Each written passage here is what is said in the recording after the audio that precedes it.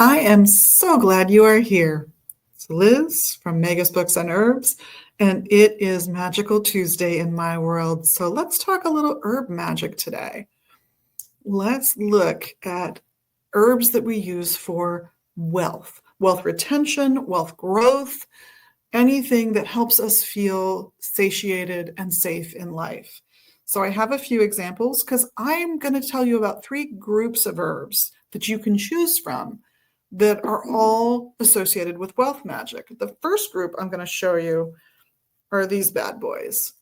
So this is allspice, by the way, in case you've never seen whole allspice. This is allspice. It smells amazing, but it's one of those herbs that was incredibly expensive to bring to Europe.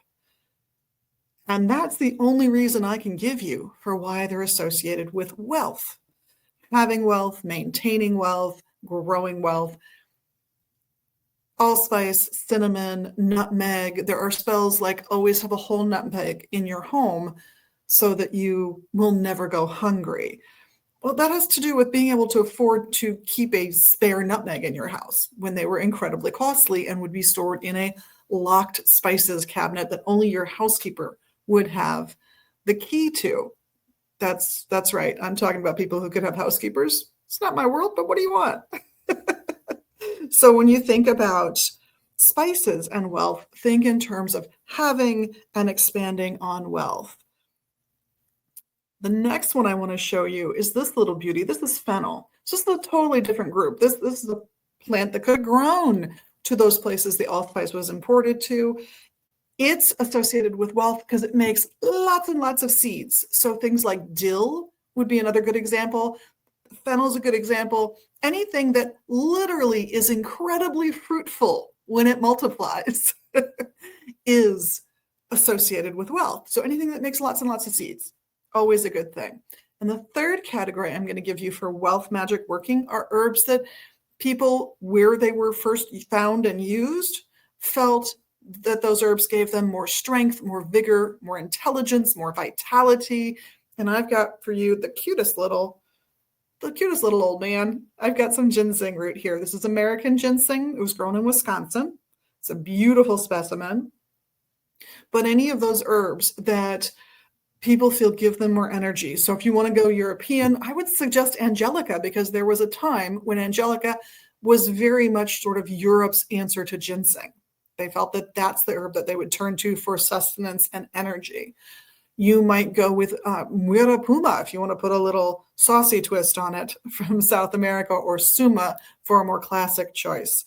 These exist all around the world. People have found herbs that just help them get through their day, keep them more level-headed, keep them just feeling better in their bodies. And ginseng and the rest of the adaptogenic herbs would definitely all count for that kind of wealth magic. It's to empower you to be able to bring more wealth into your world. That's what all of those are used for.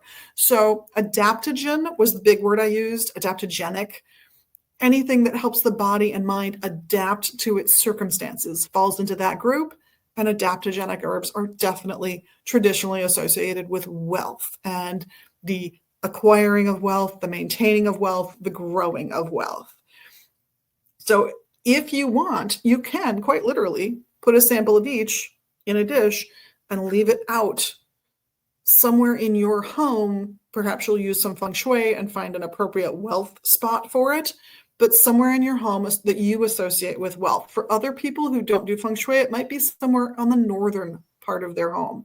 But even the dish I chose with its little tree emblem is, again, a symbol of growth and therefore prosperity, satiation, abundance. And that's what we're looking for with these herbs. So go grab your adaptogens, go grab your once considered to be exotic spices, and go grab your seeds that grow and grow and grow. And in the case of, say, fennel and a few others, they are also seeds that would be used when the church that ruled much of Europe at the time would ban eating for at least usually a day, if not a day and a half.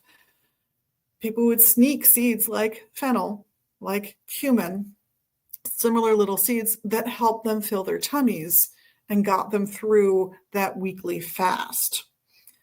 So if you have any questions or comments, if there's a particular spell you like for wealth that uses herbs, I'd love to hear about it. Let me know. Drop me a note here in the comments. And in the meantime, thank you so much. Thank you for being your magical you. You are amazing. And we love that you tuned in. Do go ahead and do the like, subscribe, shares, comment, all the magical little things you can do here. But in the meantime, have a wonderful week and blessed be.